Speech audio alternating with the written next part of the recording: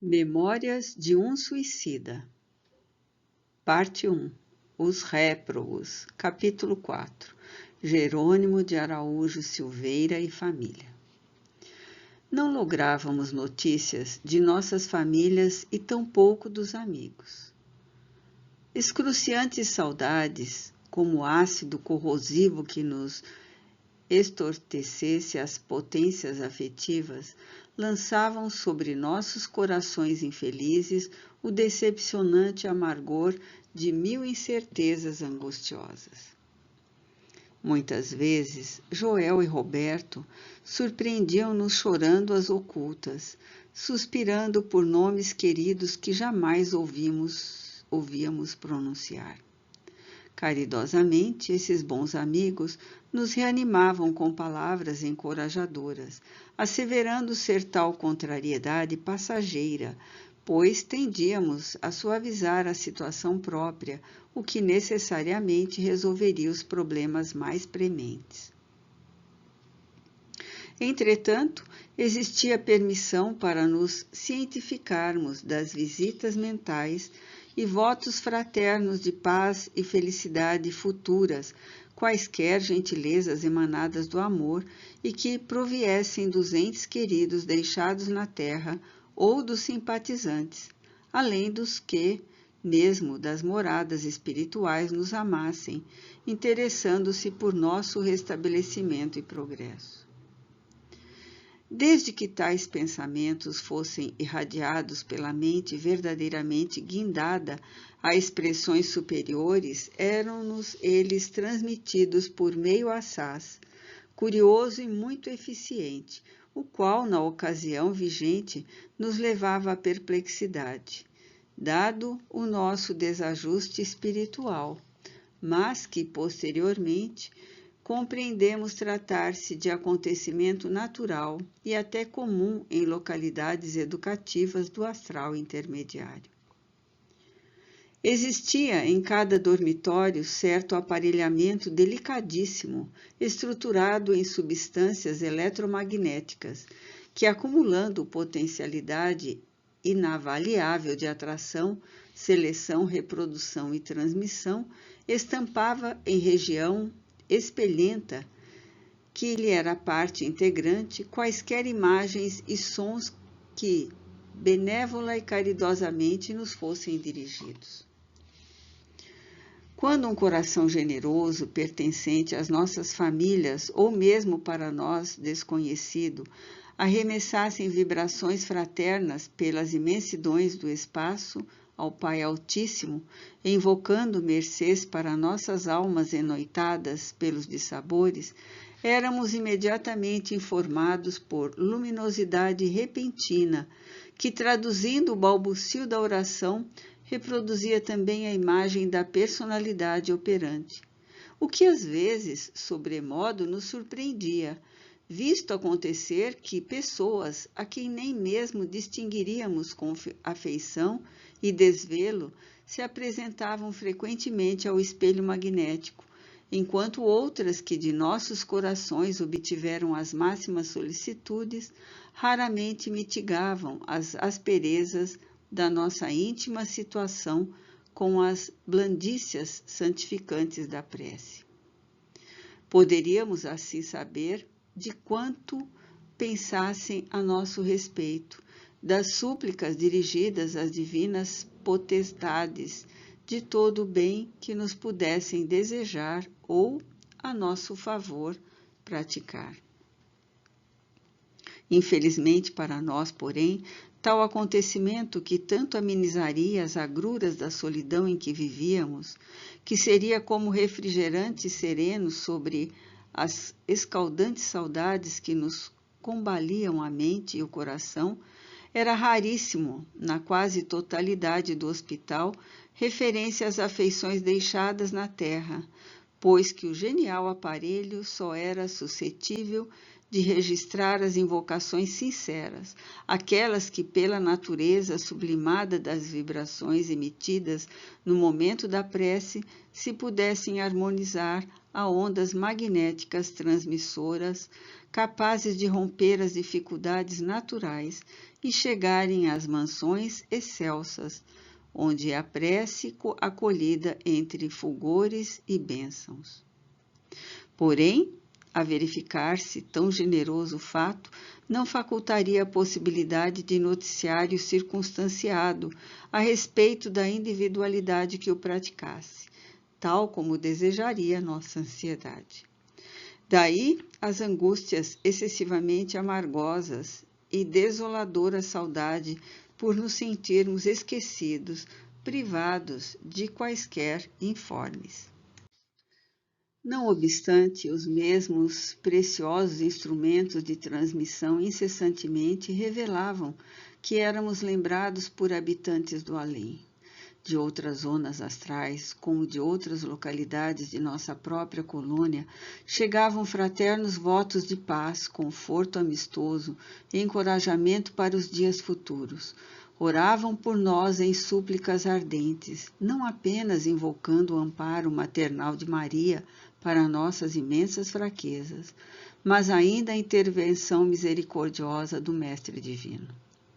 Da Terra, todavia, não eram raras as vezes que discípulos de Allan Kardec, procurando pautar atitudes por diretrizes cristãs, se congregavam periodicamente em gabinetes secretos, tais como os antigos iniciados nos segredos dos santuários, e respeitosos, obedecendo a impulsos fraternos por amor ao Cristo divino, emitiam pensamentos caridosos em nosso favor, visitando-nos frequentemente por meio de correntes mentais vigorosas que a prece santificava, tornando-as ungida de ternura e compaixão, as quais caíam no recesso de nossas almas cruciadas e esquecidas, quais fulgores de consolação, consoladora esperança.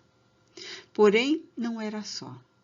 Caravanas fraternas de espíritos em estudo e aprendizados beneficentes, assistidas por mentores eméritos, penetravam nossa tristonha região, provindas de zonas espirituais mais favorecidas, a fim de trazer sua piedosa solidariedade, em visitações que muito nos desvaneciam. Assim fizemos boas relações de amizade com indivíduos moralmente muito mais elevados do que nós, os quais não desdenhavam honrar-nos com a sua estima. Tais amizades, tão suaves afeições, seriam duradouras, porque fundamentadas nos desinteressados, nos elevados princípios da fraternidade cristã. Só muito mais tarde nos foi outorgada a satisfação de receber as visitas dos entes caros que nos haviam precedido no túmulo. Mesmo assim, porém, deveríamos contentar-nos com aproximações rápidas, pois o suicida está para a vida espiritual como sentenciado para a sociedade terrena. Não tem regalias normais, vive em plano expiatório penoso, no qual não é lícita a presença de outrem que não os seus educadores, ao passo que ele próprio, dado seu precário estado vibratório, não logrará afastar-se do pequeno círculo em que se agita, até que os efeitos da calamitosa infração sejam totalmente expungidos. E serás atado de pés e mãos, lançado nas trevas exteriores, onde haverá choro e ranger de dentes. Dali não sairás enquanto não pagares até o último ceitil. Avisou prudentemente o celeste instrutor desde muitos séculos. Dois acontecimentos de profunda significação para o desenvolvimento de nossas forças no ajustamento ao plano espiritual verificaram-se logo nos primeiros dias que se seguiram à nossa admissão ao magno Instituto do Astral. Dedicaremos o presente capítulo ao mais sensacional, reservando para o seguinte a exposição do segundo, não menos importante, por decisivo na lição que então nos ofertou. Certa manhã, apresentou-se-nos o jovem doutor Roberto de Canalejas, e a participar-nos que éramos convidados à importante reunião para aquela tarde, devendo todos os recém-chegados se avistarem com o diretor do departamento, a que estávamos confiados no momento para esclarecimentos de interesse geral. Jerônimo, cujo mau humor se agravava assustadoramente, formalmente declarou não desejar comparecer à reunião, pois que não se supunha obrigado à obediência servil pelo simples fato de se encontrar hospitalizado, e mais que, na ocasião, somente se interessava pela obtenção de notícias da família. Roberto, porém, declarou delicadamente, sem mostra de quaisquer agastamentos, que era portador de um convite e não de uma ordem, e que, por isso mesmo, nenhum de nós seria forçado a anuir. Envergonhados frente à atitude incivil do companheiro, sentimos-nos também chocados, e foi com o melhor sorriso que encontramos nos arquivos de antigas recordações que aquecemos, agradecendo ainda a honra que nos dispensavam. Já por esse tempo, éramos submetidos a tratamento especializado, do qual adiante trataremos, e com o qual igualmente não concordara o antigo irmão da Santíssima Trindade de Lisboa, assim que soube ser a terapêutica fundamentada nas fontes magnéticos psíquicas, assuntos que absolutamente não admitia. Não obstante insofrido e displicente, dirigiu-se ao bondoso facultativo, logo após o incidente, e disse esquecido já da lamentável atitude anterior. Senhor doutor, um obséquio inestimável venho pensando em obter de Vossa Excelência, confiado nos sentimentos generosos que de certo exornam tão nobre caráter. Roberto de Canaleiras, que, com efeito, antes de ser um espírito convertido ao bem, dedicado operário da fraternidade, teria sido na sociedade terrena perfeito cavalheiro, esboçou sorriso indefinível e respondeu: Estou ao seu inteiro dispor, meu amigo. Em que deverei atendê-lo? É que tenho necessidade imperiosa de encaminhar certa petição à benemérita diretoria desta casa. Aflijo-me pela falta de informes de minha família que não vejo há muito. Nem eu sei há quanto tempo. Em vão tenho esperado notícias, e já não me restam forças para sofrer no peito as ânsias que me dilaceram. Desejo obtenção de licença de muito digna diretoria deste hospital para ir até minha casa, certificar-me dos motivos que ocasionam tão ingrato silêncio. Não sou visitado pelos meus, não recebo cartas. Será possível a Vossa Excelência encaminhar um requerimento ao senhor diretor?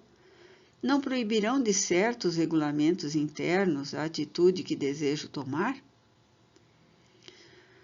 Como vemos pelo exposto, o pobre ex-comerciante do Porto parecia não fazer ideia muito justa da situação em que se encontrava, e mais do que os companheiros de domicílio, perdia-se na desordem mental entre os estados terreno e espiritual. Absolutamente, meu caro, não há proibição. O diretor desse estabelecimento terá satisfação em ouvi-lo, afirmou o paciente médico. Farei então hoje mesmo o requerimento? Encaminharei verbalmente a solicitação, e Joel participá-lo-á do que ficar resolvido. Cerca de 2/4 de horas depois, Joel voltava à enfermaria a fim de comunicar ao aflito doente que o diretor convidava-o a apresentar-se pessoalmente ao seu gabinete. Vinha, porém, pensativo e descobrimos um acento de pesar em seu semblante, geralmente límpido e sorridente. Nosso companheiro, que, como é sabido, era dentre os 10 o mais rebelde e indisciplinado, exigiu que Joel devolvesse o terno de roupa tomado à entrada, pois repugnava-lhe apresentar-se ao gabinete do maioral envolvido num feio sudário de enfermaria, tal como nos encontrávamos todos. Muito sério, Joel não tentou contrariá-lo. Devolveu-lhe antes a referida indumentária. Saíram. Não teriam transposto ainda a galeria imensa para onde se projetavam as portas dos dormitórios, e eis que o jovem Dr. Canalejas e um dos nossos assistentes hindus entraram em nosso compartimento, enquanto sorridente foi dizendo o último com acento amistoso. Aqui nos encontramos, meus caros amigos, a fim de convidar-vos a acompanhar vosso amigo Jerônimo de Araújo Silveira na peregrinação que deseja tentar. Estamos cientes de que nenhum de vós se sente satisfeito com os regulamentos desta casa, que de algum modo intercepta noticiário circunstanciado proveniente dos planos terrenos. No entanto, será bom sejais informados de que, se tal rigor se verifique em vosso benefício, o estabelecemos, muito embora não exista formal proibição para uma rápida visita à Terra, como ides ver dentro em pouco. Atentai, neste aparelho de visão, a distância que já conheceis, e acompanhai os passos de nosso Jerônimo desde o presente momento. Caso venha a obter a licença que impetra, como espero que aconteça, dada a insistência em que se atém, fareis com ele a peregrinação que tanto deseja em torno da família, sem, no entanto, precisardes sair deste local.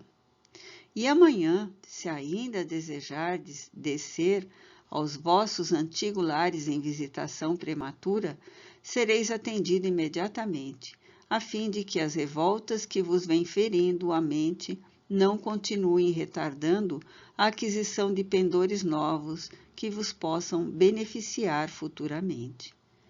Todos os demais enfermos, em idênticas condições, recebem igual sugestão neste momento.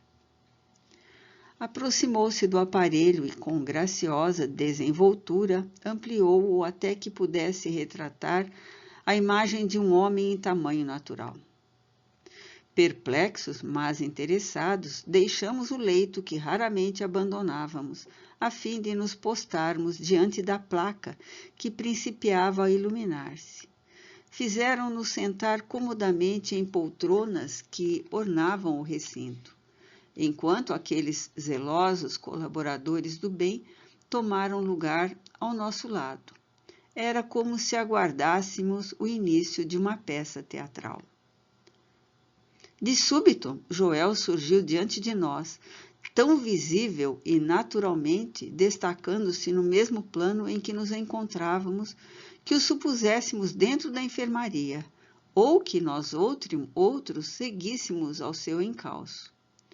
Amparava Jerônimo pelo braço, caminhando em busca da saída de serviço, e tão intensa ia se tornando a sugestão que logo nos abstraímos, esquecidos de que, em verdade, continuávamos comodamente sentados em poltronas em nossos aposentos. Mais real do que o atual cinematógrafo e superior ao engenho da televisão do momento, esse magnífico receptor de cenas e fatos, tão usado em nossa colônia e que tanta admiração nos causava em esferas mais elevadas, desdobrava-se, evolutia até atingir o sublime no auxílio à instrução de espíritos em marcha para a aquisição de valores teóricos que lhes permitissem, futuramente, testemunhos decisivos nos prélios terrenos, indo rebuscar e selecionar nas longínquas planícies do espaço celeste o próprio passado do globo terráqueo e de suas humanidades, sua história e suas civilizações, assim como o pretérito dos indivíduos, se necessário, os quais jazem esparsos e confundidos nas ondas etéreas que se agitam, se eternizam pelo invisível adentro, nelas, permanecendo fotografados, impressos, como num espelho, conquanto se conservem confusamente de roldão com outras imagens, tal como na consciência das criaturas se imprimiriam também seus próprios feitos, suas ações diárias. Assim foi que atravessamos algumas alamedas do Parque Branco e atingimos o edifício central, onde se assentava a chefia daquela formosa falange de cientistas iniciados que laboravam no departamento hospitalar. À chegada, porém, Jerônimo passou para a tutela de um assistente do diretor, e Joel retirou-se, tendo aquele conduzido imediatamente o visitante, fazendo-o passar a uma sala onde amplas janelas deitavam vistas para o jardim, deixando descortinar-se o panorama melancólico do burgo, onde tantas e tantas dores se entrechocavam. Era um gabinete, espécie de escritório de consultas ou sala de visita, disposto em perfeito estilo indiano. Perfume sutil de essência desconhecida ao nosso olfato, deliciava-nos ao mesmo tempo em que alongava nossa admiração pela natureza inapreciável do aparelho que nos servia. Leve reposteiro de tecido flexível e docemente lucilante, agitou-se numa porta-fronteira e o diretor-geral do departamento hospitalar apresentou-se. De um salto, o pobre Jerônimo, que se havia sentado, procurou levantar-se, e seu primeiro gesto foi de fuga, no que se viu interceptado pelo acompanhante. À sua frente estava um varão entre 40 e 50 anos, rigorosamente trajado à indiana, com turbante alvo, no qual cintilava a formosa esmeralda, qual estrela, túnica de mangas fartas, faixa à cintura e sandálias típicas.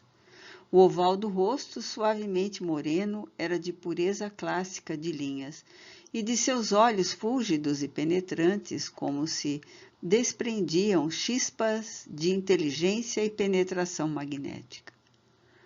Ao anelar da sinistra gema preciosa, semelhante à do turbante, distinguia-se-o, quiçá, como mestre dos demais componentes da pleiade formosa de médicos ao serviço do Hospital Maria de Nazaré. Tão encantados quanto o próprio Jerônimo, confessamo-nos vivamente atraídos pela nobre figura.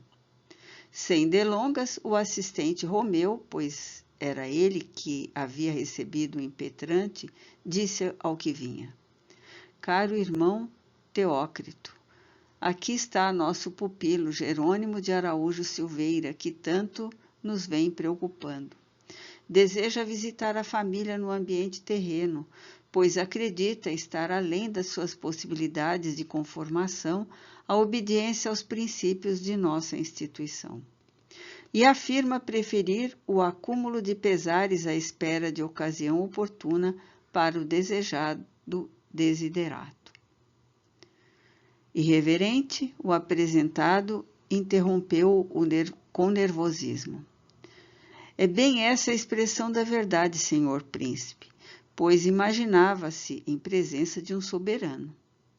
Prefiro envolver-me novamente no remoinho de dores do qual saí há pouco, a suportar por mais tempo as ferazes saudades que me cruciam pela falta de notícias de minha família. Se, pois, não existe proibição intransigente nas leis que facultariam essa possibilidade, rogo a generosidade de Vossa Alteza concessão para rever meus filhos. Ó, as minhas queridas filhas, como são formosas, Senhor, são 3 e apenas um varão. Arinda, Marieta, Margarida, que deixei com 7 anos, e Albino, que contava já os 10. Sofro tantas saudades. Senhor, meu Deus, minha esposa chama-se Zulmira, bonita mulher e bastante educada. Aflijo-me desesperadamente. Não consigo calma para a necessária ponderação quanto à minha esquisita situação atual. E por isso rogo humildemente a Vossa Alteza compadecer-me de minhas angústias. Os olhos faiscantes do chefe da falange de médicos caíram enternecidos sobre o espírito intranquilo daquele que demoraria ainda a aprender a dominar-se. Contemplou bondosamente, penalizado ante a desarmonia mental do suplicante, entrevendo o longo carreiro de lutas que lhe seria necessário até que conseguisse planá-la às gratas atitudes da renúncia ou conformidade. Surpreso, Jerônimo, que contava encontrar a sobranceria dos burocratas terrenos, estagnados nas farfalices apalhaçadas a que se apegam, aos quais estava habituado, percebeu naquele olhar perscrutador a humildade de uma lágrima oscilando nas pálpebras. O nobre varão tomou-o docemente pelo braço, fazendo-o sentar-se à sua frente, em cômodo coxim, enquanto Romeu, de pé, observou respeitosamente. O hindu ofereceu ao suicida uma taça com água cristalina, por ele mesmo retirada de elegante jarro, reluzente qual neblina sob a carícia do sol. O português sorveu-a, incapacitado de recusar. Depois do que algo serenado, tomou atitude de espera à solicitação enunciada. Meu irmão Jerônimo, começou Teócrito. Antes de a versão da tua súplica oferecer resposta, devo esclarecer que absolutamente não sou um príncipe, como supuseste, e, por isso mesmo, não arrasto o título de alteza. Sou simplesmente um espírito que foi homem, que, tendo vivido, sofrido e trabalhado em várias existências sobre a terra, aprendeu no trajeto algo que com a própria terra se relaciona. Um servo de Jesus Nazareno. Eis o que me honro de ser, embora muito modesto, pobre de méritos, rodeado de senões. Um trabalhador humilde que, junto de vós, que sofreis, ensaia os primeiros passos no cultivo da vinha do Mestre Divino, destacado temporariamente e por sua ordem magnânima para os serviços de Maria de Nazaré, sua augusta mãe. Entre nós ambos, Jerônimo, eu e tu, pequena diferença existe, distância não muito avançada. É que, tendo vivido maior número de vezes sobre a terra, sofri mais, trabalhei um pouco mais, aprendendo, portanto, a me resignar melhor, a renunciar sempre por amor a Deus e a dominar as próprias emoções. Observei, lutei com mais ardor, obtendo destarte maior soma de experiência. Não sou, como vês, soberano destes domínios, mas simples operário da legião de Maria. Maria, única majestade a governar este instituto correcional, onde te abrigas temporariamente. Teu irmão mais velho, eis a verdadeira qualidade que em mim deverás enxergar. Sinceramente desejoso de auxiliar-te na solução dos graves problemas que te enredam. Chama-me, pois, irmão Teócrito, e terás acertado. Fez breve pausa, alongando os belos olhos pela amplidão nevoenta que se divisava através das janelas e prosseguiu enternecido. Desejas rever teus filhos, Jerônimo? É justo, meu amigo. Os filhos são parcelas do nosso ser moral também, cujo amor nos transporta de emoções supremas, mas que não raramente também nos reduz à desolação de percussientes desgostos. Compreendo tuas ânsias frementes de pai amoroso, pois sei que amaste teus filhos com sinceridade e despreendimento.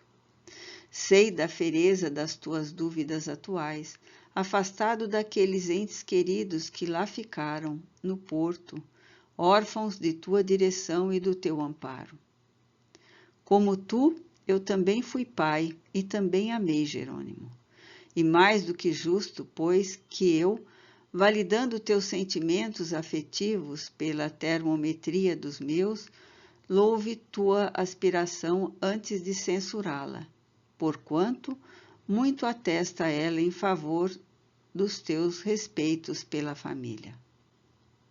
Contudo, de modo algum eu aconselharia a preterires este recinto, onde tão penosamente te reergues pelas influenciações deletérias dos ambientes terrenos, ainda que apenas por uma hora, ainda que para procurar informes de teus filhos.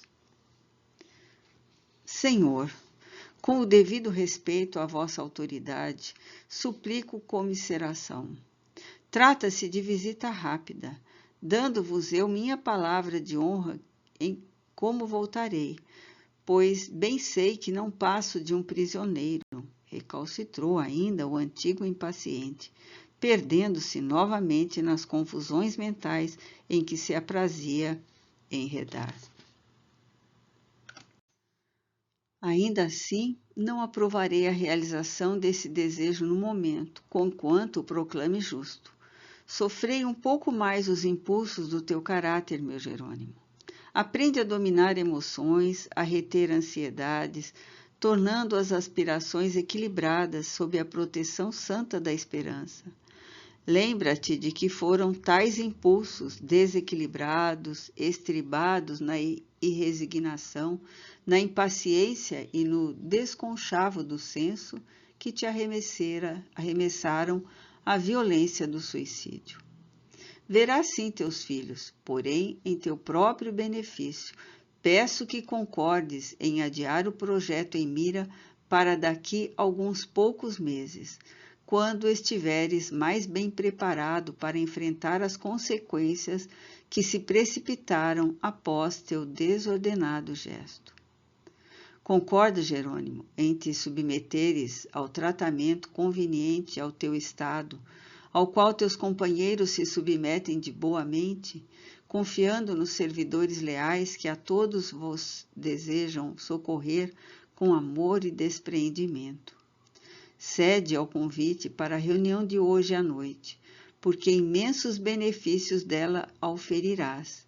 Ao passo que uma visita à terra neste momento, o contato com a família, nas precárias condições em que te encontras, estariam em oposição aos planos suaves já elaborados para conduzir-te à tão necessária reorganização de tuas forças. Mas eu não adquiriria serenidade para nenhum projeto futuro quando não obtivesse as desejadas informações, Senhor. Ó Deus do céu, Margaridinha, minha caçula, que lá ficou com 7 anos, tão loura e tão linda. Já te lembraste de apelar para a grandeza paternal do Senhor Todo-Poderoso, a fim de obteres valor para a resignação de uma espera muito prudente que seria coroada de êxitos?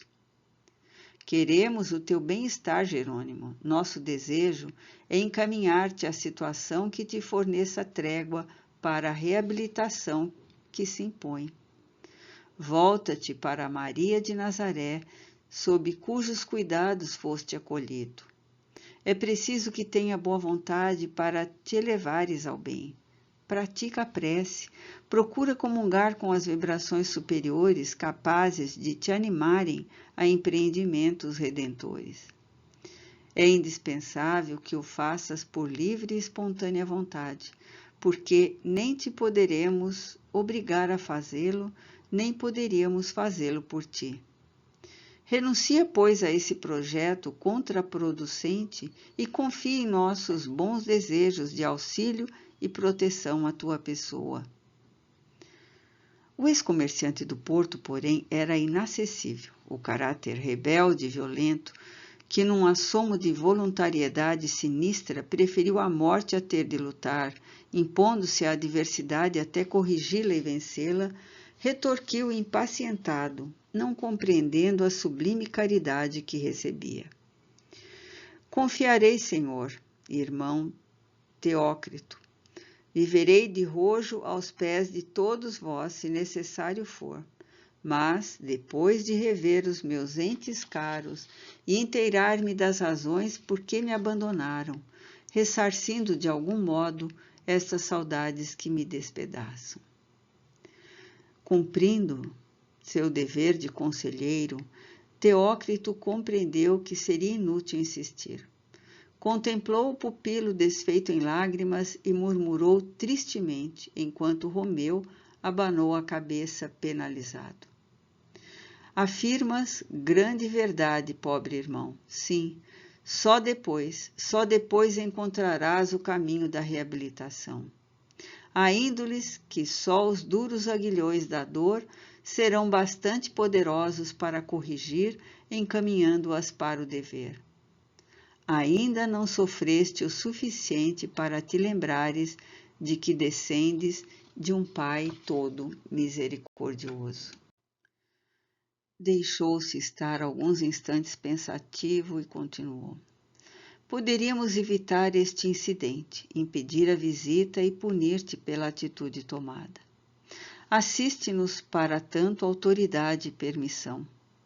Mas és ainda demasiadamente materializado, padecendo, portanto, muitos prejuízos terrenos para que nos possa compreender. Aliás, nossos métodos persuasivos e não dominadores seriam incompatíveis com uma proibição intransigente, por mais harmonizados com a razão. Contudo, consultarei nossos instrutores do templo, como é dever, em dilemas como o que acabas de criar. Concentrou-se firmemente, retirando-se para compartimento secreto, contíguo ao gabinete de consultas. Comunicou-se telepaticamente com a direção-geral do Instituto, que pairava no cantão do templo, e após curto espaço de tempo tornou dando a nota final. Nossos orientadores maiores te permitem liberdade de ação.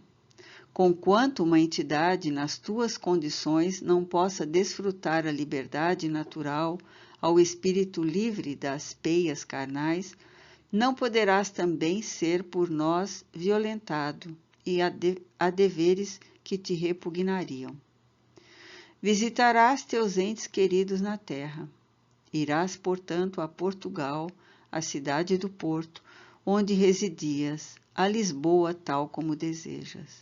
E como a ternura paternal do Criador leva a extrair muitas vezes de um ato imprudente ou condenável, exemplificação salutar para o próprio delinquente ou para o seu observador, estou certo de que tu, em consequência, nem será estéril para ti mesmo, nem deixará de avolumar profundas advertências para quantos de boa vontade delas tomarem conhecimento. Atenta, porém, no seguinte, meu caro Jerônimo, é que, deixando de aceitar nossos conselhos e insurgindo-te contra os regulamentos deste instituto, cometerás falta cujas consequências recairão sobre ti mesmo. Essa visita será realizada sob sua exclusiva responsabilidade. Não existe permissão para ela. É o teu livre-arbítrio que a impõe. Se os descontentamentos daí consequentes exorbitarem das tuas capacidades para o sofrimento, dirigirás as queixas contra ti mesmo, porquanto nossos esforços só se aplicam em dulcificar infortúnios e evitá-los quando desnecessários. Por isso mesmo, deixamos de fornecer as desejadas notícias pelos meios de que dispomos, pois a verdade é que não havia necessidade de te afastares daqui a fim de obtê-las. Voltou-se para o assistente e prosseguiu. Preparem-no para que siga. Satisfaçam-lhe os caprichos sociais terrenos, porque bem cedo se aborrecerá da terra. Que o deixem agir como deseja. A lição será amarga, mas ensejará mais rápida compreensão e, consequentemente, progresso. Fez-se pausa na sequência da reprodução dos acontecimentos. Surpreendera-nos grande ansiedade, ao passo que censurávamos o companheiro pela displicência com que se portara. concordáramos em atribuir à má educação de Jerônimo o desrespeito manifesto aos regulamentos da nobre instituição, no que fomos aparteados pelos servidores presentes. Certamente, a boa educação social auxilia grandemente a adaptação aos ambientes espirituais. Ela não representa, porém, tudo. Os sentimentos depurados, o estado mental harmonizado a princípios elevados, as boas qualidades de caráter e de coração, produzindo a boa educação moral, é que formam o elemento primordial para uma prometedora situação no além-túmulo, desde que um suicídio não venha anular tal possibilidade. Não poderiam os diretores desta casa fornecer as notícias solicitadas sem que o enfermo se arriscasse a uma viagem de gravosas consequências para o seu estado geral? Inquiri curioso. Sim, se tais notícias concorressem para o bem-estar do paciente. Aliás, em regra geral, convém a entidades nas vossas condições absterem-se de quaisquer choques ou emoções que alimentem o estado de excitação em que se encontre. Notícias da terra jamais confortarão algum de nós que pertencemos à espiritualidade. No presente caso, torna-se evidente o desejo da admiração da casa de encobrir ao pobre enfermo algo que o ferirá profundamente sem necessidade. Se submetesse de boa vontade aos regulamentos protetores, a realidade que presenciará dentro em pouco viria a tempo em que estivesse suficientemente preparado para enfrentá-la, o que evitaria choques grandemente dolorosos. Insubordinando-se, porém, coloca-se em situação melindrosa, razão porque ele foi entregue às próprias inconsequências, as quais farão com violência sobre ele o trabalho educativo que seus conselheiros efetuariam suave e amorosamente. Eis porque voltamos a observar movimentação na luminosidade do receptor de imagens. E o que então se passou exorbitou tanto de nossa expectativa que passamos a sofrer com o desventurado Jerônimo os dramáticos sucessos com sua família desenrolados depois de sua morte. O assistente Romeu providenciou ordens para o departamento de vigilância, ao qual se achavam afetos todos os serviços exteriores da colônia. Oliver de Guzmán, seu diretor zeloso, apelou para a seção das relações externas, no sentido de serem fornecidos 2 guias vigilantes de competência comprovada, a fim de acompanharem o visitante à terra, pois não seria admissível abandonar-se aos perigos de tal excursão um pupilo da Legião dos Servos de Maria, ainda inexperiente e fraco. Apresentaram-se Ramiro de Guzmán, no qual reconhecemos o chefe das expedições que visitavam o Vale Sinistro, sob sua responsabilidade, de lá também saíramos, e outro cujo nome ignorávamos, ambos igualmente envergando a já popular indumentária de iniciados orientais. Começávamos a compreender que, neste instituto modelar, os postos avançados de mais grave responsabilidade, as tarefas melindrosas que exigissem maior soma de energia, vontade, saber e virtudes, achavam-se a cargo dessas personagens atraentes e belas, em que descortinamos, desde os primeiros dias, altas qualidades morais e intelectuais. Às ordens de Olivier, foi preparada a expedição condigna, na qual não faltou nem mesmo a guarda de milicianos. Entretanto, transformação sensível operara-se nas atitudes do pobre Jerônimo. A auto-obsessão da visita à família, conturbando-lhe as faculdades, tornava-o alheio a tudo que o rodeava, reintegrando-o mais do que nunca à condição de que fora a sua quando homem. Burguês rico de Portugal, comerciante de vinhos, zeloso da opinião social, escravo dos preconceitos, chefe de família amoroso e extremado.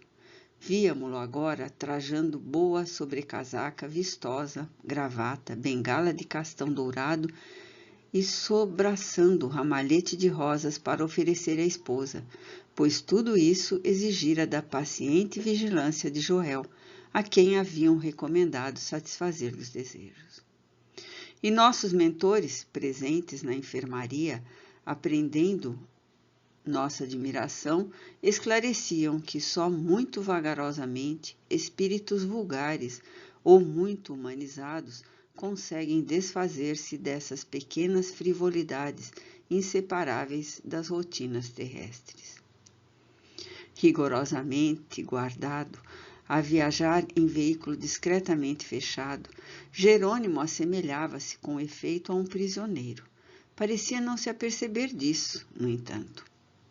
Parecia não distinguir mesmo a presença de Ramiro e seus auxiliares. Tão abstrato se encontrava, julgando-se em viagem, como outras que outrora lhe foram comuns.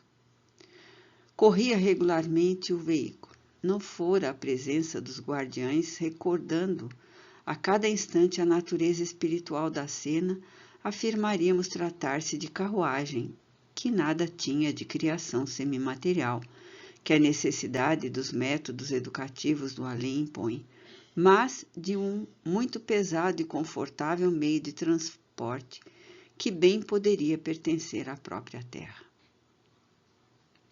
Vimos que atravessavam estradas sombrias, gargantas cobertas de púmblias nevadas, desfiladeiros, vales lamacentos, quais brejais desoladores, cuja visão nos deixavam inquietos, pois asseveravam nossos atenciosos assistentes serem tais panoramas produtos mentais viciados dos homens terrenos e de infelizes espíritos desencarnados, arraigados às manifestações inferiores do pensamento. Os viajantes, porém, atingiam o agrupamento como aldeias miseráveis, habitadas por entidades pertencentes aos planos ínfimos do invisível, bandoleiros e hordas de criminosos desencarnados, os quais investiam sobre a carruagem, maldosos e enraivecidos, como desejando atacá-la por adivinharem no seu interior criaturas mais felizes que elas próprias. A flâmula alvinitente, porém, indiciando o emblema da respeitável legião, fazia-os recuar atemorizados. Muitos desses futuros arrependidos e regenerados, pois tendiam todos ao progresso e à reforma moral, por derivarem, como as demais criaturas, do amor de um Criador todo justiça e bondade. Descobriram-se como se homenageassem o nome respeitável evocado pela flâmula, ainda conservando o hábito tão comum na terra, do chapéu à cabeça, enquanto outros se afastavam em gritos e lágrimas, proferindo blasfêmias e imprecações, causando-nos pasmo e comiseração. E o carro prosseguia sempre, sem que seus ocupantes se dirigissem a nenhum deles, certos de que não soara ainda para seus corações endurecidos no mal o momento de serem socorridos para voluntariamente cogitarem da própria reabilitação.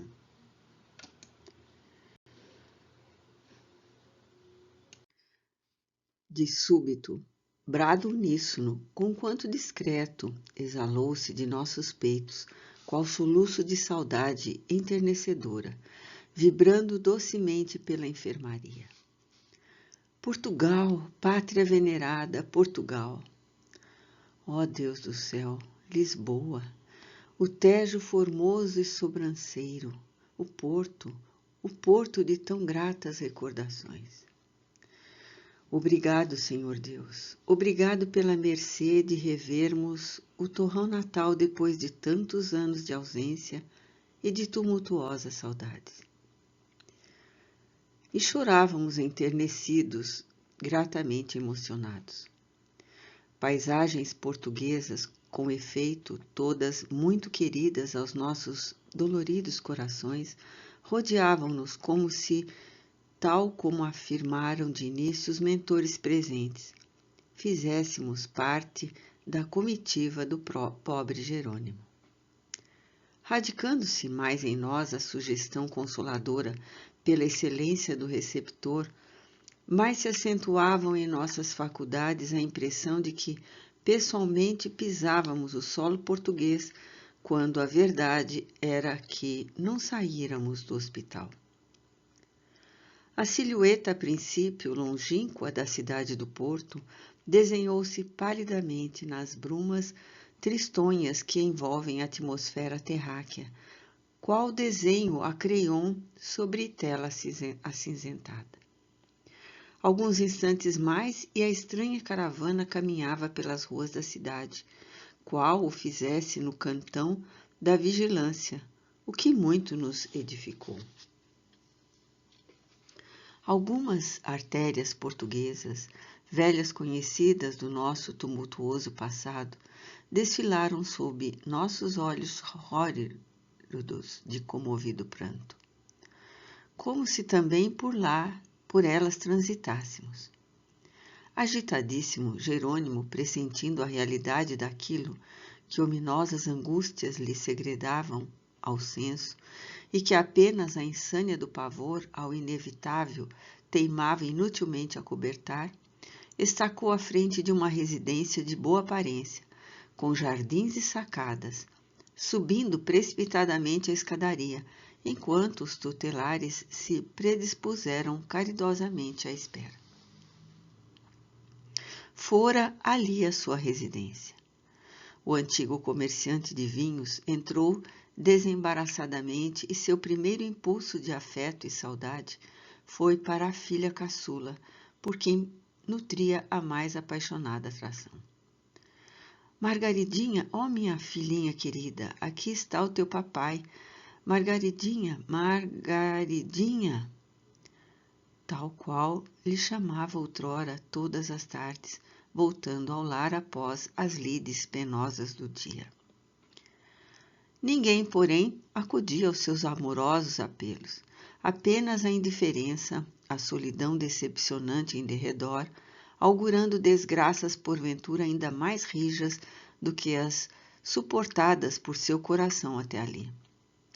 Enquanto nas profundezas sentimentais de sua alma atormentada por múltiplos dissabores atroavam desoladoramente os brados amorosos, mas inúteis, do seu carinho de pai, incorrespondidos agora pela mimosa criança, já afastada daquele local que tão querido lhe fora.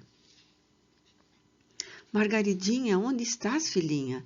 Margaridinha, olha que é o teu papaizinho que chega, minha filha. Procurou por toda a casa.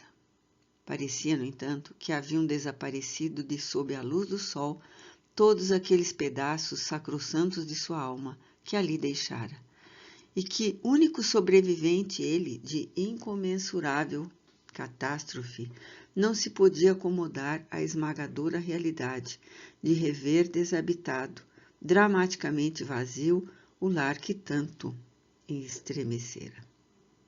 Chamou pela esposa, nomeou os filhos um a um e finalmente bradou pelos criados. Não via ninguém. Sombras e vultos estranhos, no entanto, moviam-se pelos compartimentos que pertenceram à família e deixavam-no bramir e interrogar sem se dignarem responder, não se apercebendo de sua presença. Pois tratava-se de indivíduos encarnados, eram os novos habitantes da casa que lhe pertencera. O próprio mobiliário, a decoração interior, tudo se apresentava diferente, apontando acontecimentos que o confundiam.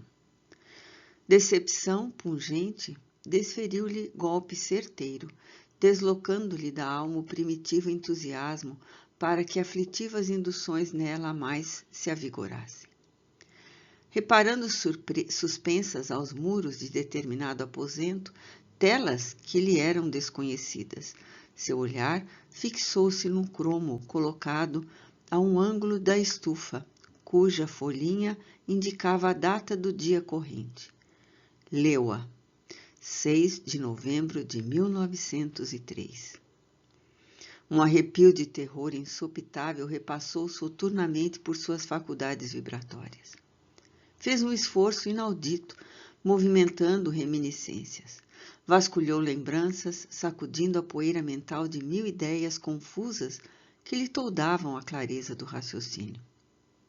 A vertigem da surpresa em face da realidade irremediável, que até ali ele retardara à custa da má vontade de sofismas ingênuos, tonteou-lhe o raciocínio. Não cogitara inteirar-se de datas durante muito tempo. A verdade era que perdera a noção do tempo, envolvido no vulcão das desgraças que o colheram após o malfadado gesto de transfuga da vida terrena. Tão agudo fora o estado de loucura em que se debatera desde o trágico momento em que tentara o suicídio. Tão grave a enfermidade que o atingira após o choque pela introdução do projétil no cérebro, que, graças aos tormentos daí consequentes, perdera a contagem dos dias, desviara-se pelo desconhecido adentro, sem mais averiguar se os dias eram noites, se as noites eram dias. Pois, no abismo em que se vira aprisionado tanto tempo, só existiam trevas por visão. Para ele, para a sua percepção, obliterara pelo desespero, a contagem social do tempo ainda era a mesma do dia aziago, pois não se recordava de outra depois dessa, 15 de fevereiro de 1890. Eis, porém, que a folhinha à sua frente, indiferente, mas expressiva, servindo a uma grandiosa causa, revelava ao mártir que estivera ausente de sua casa durante 13 anos. Atirou-se para a rua em correria, batido e apavorado frente ao choque do pretérito, do encontro à realidade do presente, a mente conflagrada por inaliável desconsolo. Indagaria dos vizinhos o paradeiro da família que se mudara, de certo em sua ausência. Os lanceiros, porém, à porta, cruzando as armas, formaram barreira intransponível, interceptando-lhe a fuga impensada e obrigando-o a refugiar-se no interior do carro.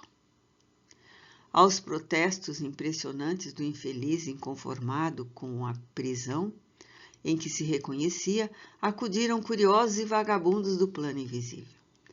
Espíritos ainda homiciados nas camadas depressoras da terra. Entre chacotas, apupos e gargalhadas, atormentavam-no com incriminações e censuras, ao passo que esclareciam o que acontecera àqueles a quem procurava. Ramiro de Guzmán e seus auxiliares não interferiram, no sentido de evitarem a Jerônimo o dissabor de ouvi-los, uma vez que a visita decorria sob a responsabilidade deste, e que somente lhes haviam recomendado garantirem o regresso à colônia dentro de poucas horas. Pretendes então esclarecer o paradeiro de tua muito amada família, ó miserável príncipe dos bons vinhos? Vociferavam os infelizes. Pois saibas tu que daí foram todos enxotados há muitos anos. Teus credores tomaram-lhe a casa e o pouco que para teus filhos andaste ocultando à última hora. Procura teu filho Albino na penitenciária de Lisboa, tua Margaridinha nas sarjetas do cais da Ribeira, vendendo peixes, fretes e amores a quem se dignar remunerá-la com mais prodigalidade, explorada pela mãe, tua esposa Zulmira, a quem habituaste a luxo exorbitante para tuas posses, e cujo orgulho jamais pôde afazer-se ao trabalho digno e à pobreza. Tuas filhas Marieta e Arinda? Oh, a primeira está casada, sobrecarregada de filhos enfermiços, a bracejar na miséria e sofrer fome, espancada por um marido ébrio e boçal. A segunda, criada de hotéis de quinta ordem, a lavar chão a brunir panelas, a limpar botas de viajantes imundos. Ouves e te espantas? Tremes e te aterrorizas? Por quê? Que esperavas então que acontecesse? Não foi essa a herança que lhe deixaste com o teu suicídio, canalha? E entraram a enxovalhar o desventurado com insultos e vitupérios, quais vaias impiedosas, intentando atacar a viatura a fim de arrebatá-lo, no que foram impedidos pela guarda protetora. Não obstante, exigiu o rebelde pupilo da legião dos servos de Maria que o levassem onde se encontrava o filho, esperança que fora da sua vida, aquele rebento querido que ficara na florescência delicada das 10 primaveras, quando ele próprio, seu pai, houvera por bem abandoná-lo aos perigos da orfandade, matando-se. Convulsionado sob a ardência de pranto insólito, compreendeu que era conduzido e que penetrava os muros sinistros de um cárcere, sem que houvesse podido distinguir-se se encontrava no Porto ou realmente em Lisboa. Com efeito, ali estava Albino, metido em cela sombria, implicado em crimes de chantagem e latrocínio, condenado a 5 anos de prisão celular e a outros tantos de trabalhos forçados na África, como reincidente nas gravíssimas faltas.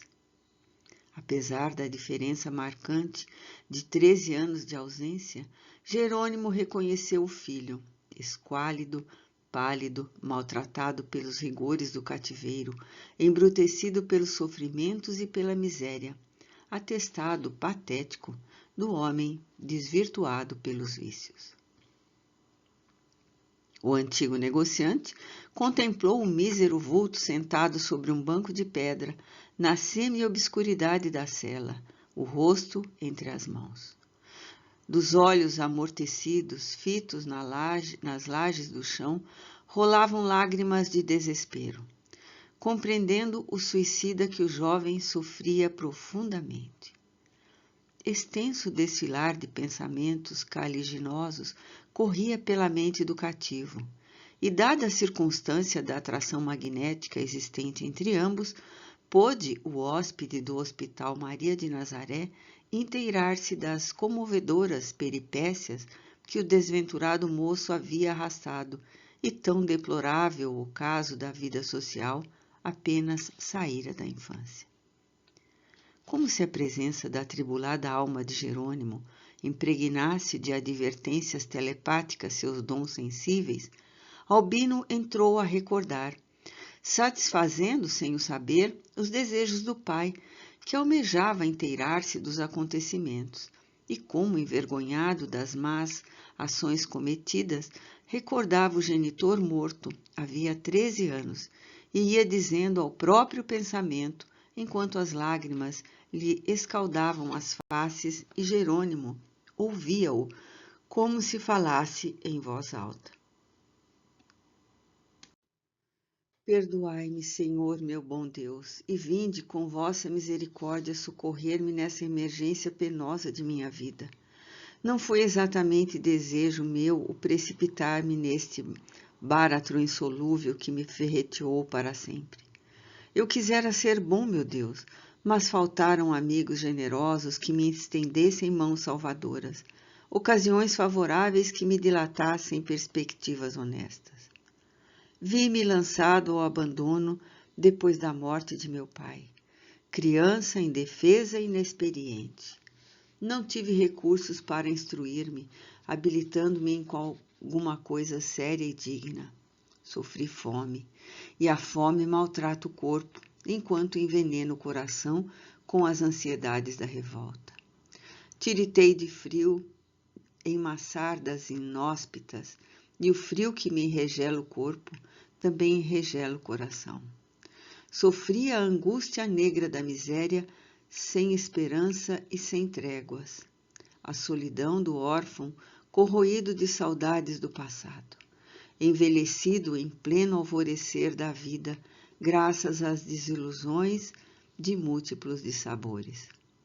Não me pude achegar aos bons, aos honestos e respeitáveis, para que me pudessem e ajudassem na conquista laboriosa de um futuro digno, porque aqueles de nossos antigos amigos, a quem procurei confiante, me repeliram com desconfiança, entendendo que eu pertencia a uma descendência marcada pela desonra.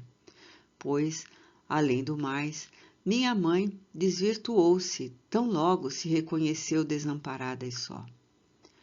Tornei-me homem depois de me entrechocar com os piores aspectos e elementos da sociedade. Precisei viver.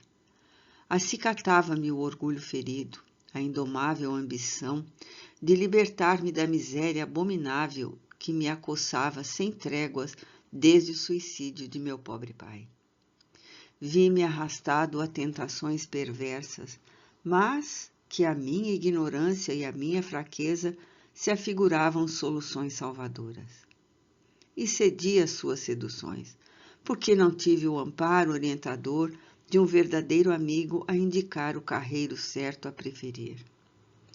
Oh, meu Deus, que tristeza é ver-se a criatura órfã e abandonada, ainda na infância, neste mundo repleto de torpezas. Meu pobre, querido pai, por que te matastes? Por quê? Não amavas, então, a teus filhos que se desgraçaram com tua morte? Por que te mataste, meu pai? Oh, não tiveste sequer compaixão de nós? Lembro-me tanto de ti. Eu te amava, eu sim. Muitas vezes, naqueles primeiros tempos, chorei inconsolável com saudades tuas. Tão bondoso era para com os teus filhos. Se nos amavas, por que te matastes? Por quê? Por que preferistes morrer, lançar-nos à miséria e ao abandono, a lutar por nós, de amor de nós?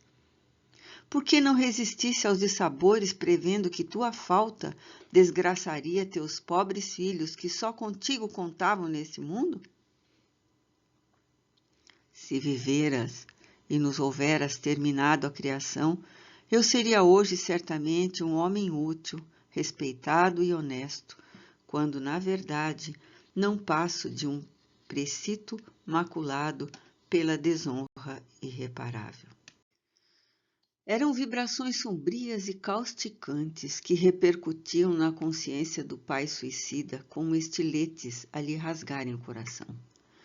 Confessava-se culpado único dos desastres insolúveis do filho, e semelhante convicção se dilatava de intensidade, em diástoles torturantes, à proporção que as recordações, emergindo das fráguas mentais de Albino, desfilavam quais retalhos de episódios dolorosos aos seus olhos aterrados de transfuga do dever. Jamais um homem na terra receberia tão significativo libelo acusatório, presente ao tribunal da lei, como esse que o desventurado suicida a si mesmo lançava, validando a narração dos infortúnios descritos por meio das reminiscências do filho, e que as sombras do presídio circundavam dos lúgubres atavios dos dramas profundos e irremediáveis. Desorientado, precipitou-se para o jovem, no incontido desejo de ressarcir tantas e tão profundas amarguras com o testemunho de sua presença, do seu perene interesse paternal, seu indissolúvel amor, pronto a estirar mão amiga e protetora. Queria desculpar-se, suplicar perdão. Ele, o pai faltoso, dar-lhe expressivos conselhos que o reconfortassem, reerguendo-lhe o ânimo daquela ruinosa prostração. Mas era em vão que o tentava, porque Albino deixava correr o pranto sem vê-lo, sem ouvi-lo, sem poder supor a presença daquele mesmo por quem chorava ainda. Então, o mísero se pôs a chorar também, emitindo vibrações chocantes, reconhecendo-se impotente para socorrer o filho encarcerado. e como sua presença, expedindo desalentos, disseminando ondas nocivas de pensamentos dramáticos, poderia agir funestamente sobre a mentalidade frágil do detento, sugerindo-lhe quiçá o próprio desânimo gerador do suicídio, Ramiro de Guzmán e seus assistentes aproximaram-se e desarmaram-lhe as investidas, encobrindo Albino de sua visão. Voltemos para a nossa mansão de paz, meu amigo, onde encontrarás repouso e solução suave para as tuas atrozes penúrias, ponderava amigavelmente o chefe da expedição. Não recalcitres, volta-te para o amor daquele que, pregado no cimo do madeiro, ofereceu aos homens como aos espíritos os ditames da conformidade, no infortúnio da resignação no sofrimento. Estás cansado, precisa serenar para refletir, porque no melindroso estado em que te encontras, nada alcançarás fazer em benefício de quem quer que seja. Todavia, ao que tudo indicava, Jerônimo ainda não padecera suficientemente a fim de se acomodar às advertências de seus guias espirituais. Não posso. Queira desculpar-me, senhor, bradou voluntarioso. Não deixarei de ver minha filha, minha Margaridinha. Quero vê-la. Preciso desmascarar a turba de maledicentes que a vêm difamando. A minha caçula atirada ao cais da ribeira, a vender peixes, fretes e... Era o que faltava. Impossível, impossível tanta desgraça acumulada sobre um só coração. Não, não é verdade. Não pode ser verdade. Confio em Zulmira, é mãe. Velaria pela filha em minha ausência. Quero vê-la, meu Deus. Meu Deus, preciso ver minha filha. Preciso ver minha filha. Ó Deus do céu! Era bem certo, no entanto, que novas e mais atrozes torrentes de decepções se despejariam sobre seu ulcerado coração, superlotando-o de dores irreparáveis. Ainda ao longe, desenhara-se a visão ansiosa do estranho peregrino, a perspectiva do cais da ribeira, regurgitando de pessoas que iam e vinham em azáfamas incansáveis. Avultavam as vendedoras e regateiras, mulheres que se alugavam a fretes de íntima educação e honestidade duvidosa. Jerônimo pôs-se a caminhar entre os transeuntes, seguido de perto pelos guardas e o paciente vigilante, que se diria a sua própria sombra. Esmagadores pressentimentos advertiam-no da veracidade do que afirmavam os difamadores. Desejando, porém, mentir a si próprio na suprema repugnância de aceitar a abominável realidade, via-se compelido a investigar as fisionomias das regateiras. Ia, voltava nervosamente aflito, aterrado à ideia de se deparar entre aquelas despreocupadas e insolentes criaturas as feições saudosas da sua adorada caçula. Deteve-se subitamente num recuo dramático de alarme. Acabara de reconhecer Zulmira, gesticulando em discussão acalorada com uma jovem loira e delicada que se defendia, chorando das injúrias e insofríveis acusações que lhe eram atiradas por aquela. Acercou-se apressadamente o pupilo do nobre Teócrito, como impelido por desesperadora diástole, para em seguida, atingido por supremo golpe, estacar, submisso à sístole, não menos torturante, reconhecendo na jovem chorosa a sua Margaridinha. Era com efeito peixeira. Ao lado pousavam os cestos quase vazios. Trazia os vestidos típicos da classe e socos. Calçado grosseiro com sola de madeira, tamanco. Imundos, Zulmira, ao contrário, trajava-se quase como as senhoras, o que não a impedia portar-se como as regateiras. Girava a respeito da féria do dia a discussão vergonhosa. Zulmira acusava a filha de roubar-lhe parte do produto das vendas, desviando-a para fins escusos. A moça protestava entre lágrimas, envergonhada e sofredora, afirmando que nem todos os fregueses do dia haviam solvido seus débitos. No calor da discussão, Zulmira, excitando-se mais, esbofeteia a filha, sem que as pessoas presentes parecessem admiradas ou tentassem impedir a violência, serenando os ânimos. Tomado de indignação, o antigo comerciante interpõe-se entre uma e outra, no intuito de sanar a cena deplorável. Admoesta a esposa fala carinhosamente à filha, enxuga-lhe o pranto que corria pelas faces, convida a recolher-se ao domicílio, mas nenhuma das duas mulheres podia vê-lo, não podia ouvi-lo, não se apercebia de suas intenções, o que grandemente o irritava, levando-o a convencer-se da inutilidade das próprias tentativas. Não obstante, Margaridinha suspendeu os cestos, ajeitou-os aos ombros e afastou-se. Zulmira, a quem as adversidades mal suportadas e mal compreendidas haviam arrastado ao desmando, transformando-a em megera ignóbil, seguiu-a enraivecida, explodindo em vitupérios e insultos soezes. O percurso foi breve. Residiam em sombria mansarda nas imediações da ribeira. Chegando ao misérrimo domicílio, a mãe, desumana, entrou a espancar excruciantemente a pobre moça, exigindo-lhe a todo custo a totalidade da féria, enquanto, impotente, a peixeira implorava trégua e compaixão.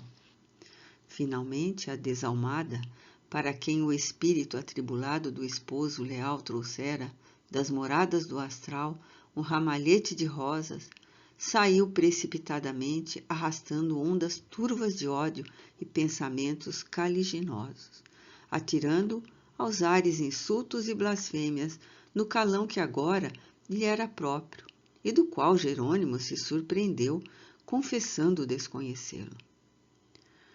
A jovem ficou só.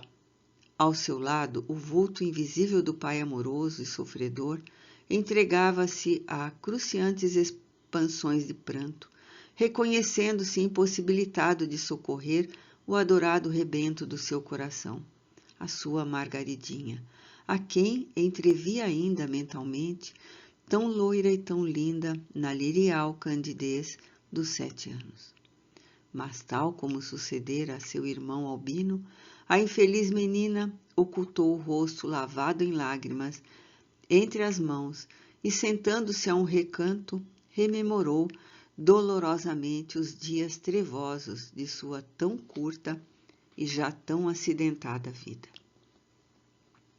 Margarida abriu as comportas dos pensamentos e ondas de recordações repugnantes se desprenderam aos borbotões, fazendo ciente ao pai o extenso calvário de desventuras que passara a palmilhar desde o dia nefasto em que ele se tornara réu perante a providência, furtando-se ao dever de viver a fim de protegê-la, tornando-a mulher honesta e útil à sociedade, à família e a Deus. Ouvia-a como se ela lhe falasse em voz alta. À proporção que se consolidavam as desgraças da mísera órfã, acentuavam-se a decepção, a surpresa cruciante, a mágoa inconsolável que lhe atravessavam o coração como venábulos assassinos a lhe roubarem a vida. Caía de joelhos aos pés de sua desventurada caçula, as mãos cruzadas e súplices, enquanto jorrava o pranto convulsamente de sua alma, de precito e tremores traumáticos sacudiam-lhe a configuração astral, como se estranhas sezões pudessem subitamente atingi-lo.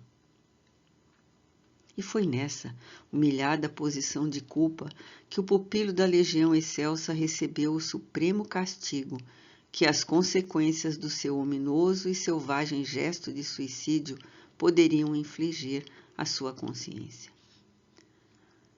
Eis o resumo acerbo do drama vivido por Margarida Silveira, tão comum nas sociedades odiernas, nas quais diariamente pais inconscientes desertam da responsabilidade sagrada de guias da família, nas quais mães vaidosas e levianas, destituídas da auréola sublime que o dever bem cumprido confere aos seus heróis, desvirtuam-se aos solavancos brutais das paixões insanas incontidas pela perversão dos costumes.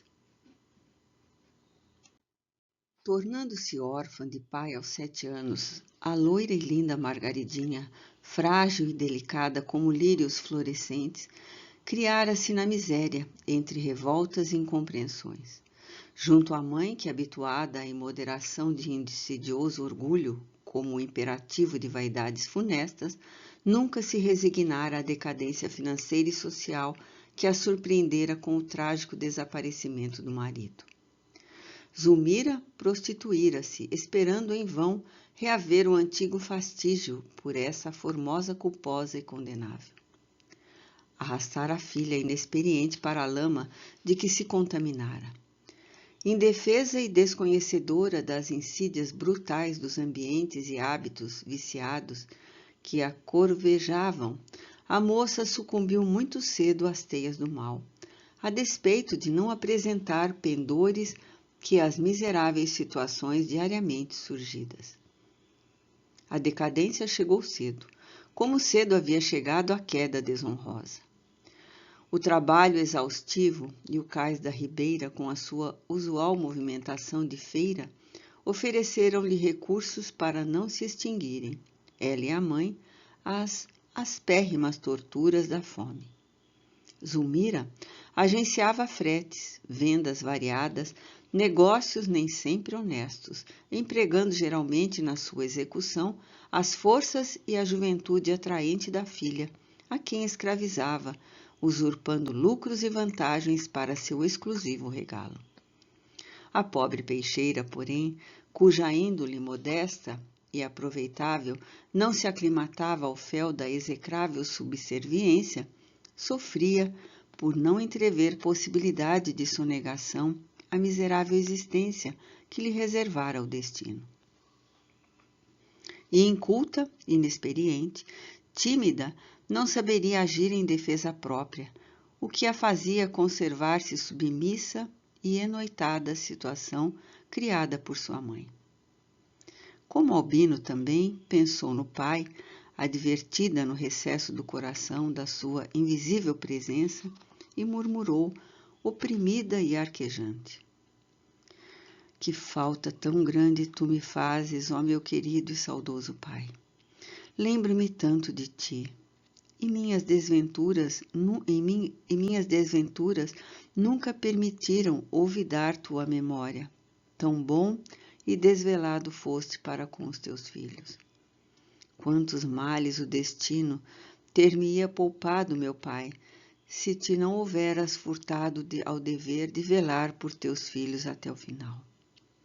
De onde estiveres, recebe as minhas lágrimas, perdoa a peçonha que sobre teu nome involuntariamente lancei, e compadece-te das minhas ignóbeis desditas, ajudando-me a desentrançar-me deste espinheiro cruciante que me sufoca, sem que nenhuma fulguração de esperança libertadora venha encorajar-me. Era o máximo que o prisioneiro do astral poderia suportar. Ele não possuía energias para continuar sorvendo o fel das amarguras lançados no sacrossanto seio de sua própria família, pelo ato condenável que contra si mesmo praticara. Ouvindo os lamentos da desgraçada filha, a quem tanto estremecia, sentiu-se abominavelmente ferido na mais delicada profundeza do seu coração paternal, em que infinais canglores. som forte e estridente como de um instrumento metálico de sopro. De remorsos repercutiram violentamente, acordando em suas entranhas espirituais a dor inconsolável, a dor redentora da mais sincera compaixão que poderia experimentar.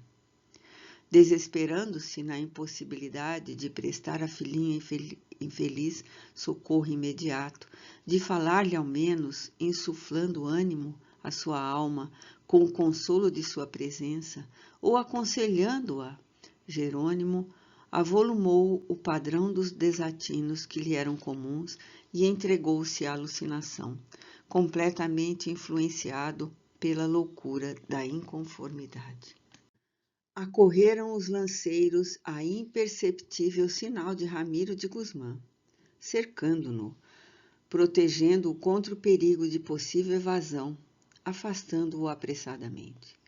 Condoído em face dos infortúnios da jovem Margarida, Ramiro, que fora homem, fora pai e tivera uma filha muito amada, porventura mais infeliz ainda, aproximou-se carinhosamente e, pousando em sua fronte as mãos protetoras, transmitiu-lhe ao ser suaves eflúvios magnéticos, confortativos e encorajadores. Margaridinha procurou o leito e adormeceu profundamente sob a bênção paternal do servo de Maria, enquanto o suicida, debatendo-se entre o choro e o ranger de dentes, suplicou que o deixassem socorrer de qualquer modo a filha ignobilmente ultrajada.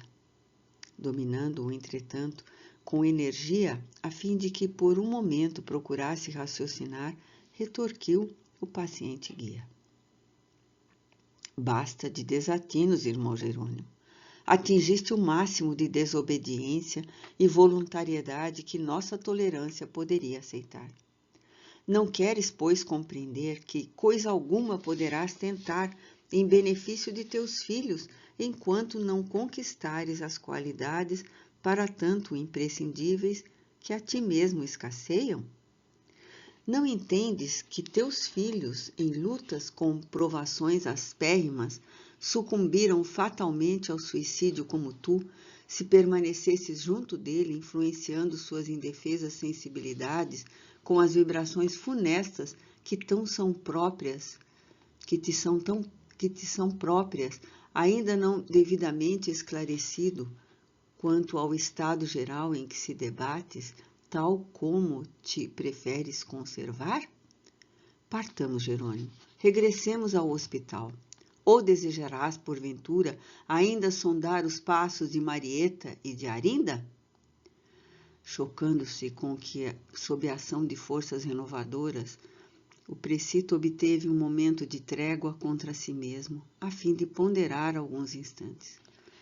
Sacudiu as desesperadoras alucinações que lhe cegavam o raciocínio e respondeu resoluto: Oh, não! Não, meu bom amigo, basta! Não posso mais. Meus pobres filhos, a que abismo vos arrojei eu mesmo, que tanto vos amei. Perdão, irmão Teócrito, agora compreendo. Perdão, irmão Teócrito. E de nossa enfermaria vimos que retornavam com as mesmas precauções. Jerônimo não voltou a fazer parte do nosso grupo.